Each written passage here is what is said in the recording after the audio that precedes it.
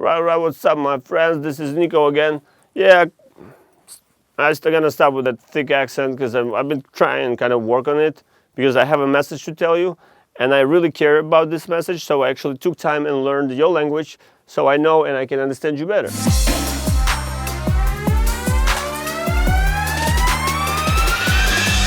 Once again, let me repeat myself. I'm here to deliver a message. A message from our grandmother. Yes, she's still alive and she's still watching, and she's been watching stuff you've been doing around the world, and not just you Americans, the rest of the world pretty much as well. And she's very concerned, she's very upset. First of all, let's talk about Russia and Ukraine. I mean, who in the world thought that you can have a major crisis developed right on the front porch of Russia and Russia not gonna do nothing about it? It's like you have a bear who sleeps in the freaking ground and you come there with a big stick and you're trying to poke that shit. And then when you see bear wakes up, you run away and you're like, that wild nature is bad. I need to get a gun and fucking shoot it in the face. Dude, don't touch the bear when the bear is sleeping. If you're gonna shit in front of his house, be prepared to get a shitstorm your way because it's a freaking bear. There, I said it. Second of all, Ukraine and Russia, brothers and sisters. All of a sudden, some stupid idiot guy, whatever his name is, came to Germany and he said, yeah, you guys remember when Russia attacked Germany and Ukraine? Are you stupid ass? First of all, you people of Ukraine, if you're letting this piece of shit go there and represent your country, oh, you're just asking for it. I mean, you deserve it because you need to stand up and say, my grandpa, my grandma, they laid their bones so there'll be peace around the world. Then now some idiot come there who makes chocolate, takes over the country, and I don't care. You cannot not care because you depend on your brothers and sisters who live nearby. My mother, coming from Ukrainian part. My father is coming from Turkish part. I was born in the Russian territory. Where the fuck do I belong then? I don't know. That is why I moved here, because I want to have a good future for my children, where I want to live in a place where nobody cares where they're from, because this is a country of dribbers, people who wants to speak up and people who wants to be heard. Well, it used to be, because now foreign policy does things that do not represent the whole of the United States. Foreign policy represents a small group of people, individuals, who are in control of major assets of this beautiful continent. Now they were trying to expand their, gas supplies that they apparently found in Black Sea, that even Roma is going to have a piece of it. But yeah, you went there, you stir shit up, Ukraine fall apart, now people are going to be starving, now what you going to do? Do you know that there was children dying? There was brothers and sisters shooting at each other? But no, you didn't really care because, oh, bad Putin, bad this guy. Really? Bad because of what? He didn't do anything there.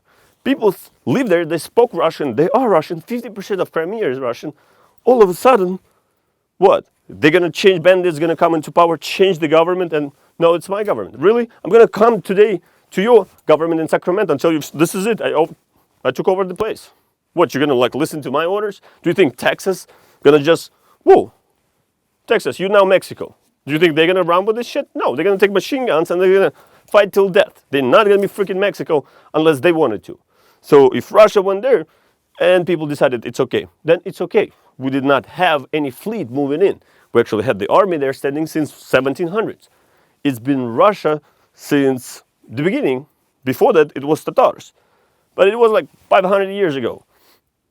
So yeah, how come foreign policy here and propaganda all telling this bullshit against Russia and the United States? I'll tell you why. In 1984, when I asked my mom, why do Americans want to kill us? She told me, I don't think they do. Because look, there's a woman and there's a child just like us. And they don't have weapons of mass destruction. We never saw them. Why would we hate them? And why would we want to kill them? So what happened? There was this guy with a mark on his face. Came over, he's like, oh guys, you know what? This is kind of a bullshit. They had Reagan there. He's like, yeah, charismatic, nice man. They're like, yeah, what are we fighting about? Because makes no sense. We already have weapons, and it's like civilized world. Because scientists did everything. Scientists had a breakthrough, like this Japanese dude said. But now, scientists, where the fuck are you? If you did all these things, how come we're still starting to hate each other and fight each other? We have the internet of everything. We have beautiful technology. In my cell phone alone, I can have every single book. I can get access to every single piece of information, of knowledge that's ever been discovered by mankind. But what's happening in America? Is there anyone who can answer? Is there anyone who's not afraid to speak up? Is there anyone who really cares about what's going to happen next? If you want to know what's going to happen next, I can tell you. No, I'm not a prophet. I'm just the guy who lived through this bullshit in Russia. Now they try to take over the internet and make you pay for the fast internet to a better content. Pretty much CNN going to walk in right now and wash your brains out through TV. So we are back to dial-up. Thank you very much, America. If you care to know what's going to happen next, and if you care to know how we can prevent a decay, please subscribe. You'll be surprised that this immigrant can tell you about your country. You know how I know it? Because I'll tell you about myself. And you connect the dots. Niko's here, subscribe, boom.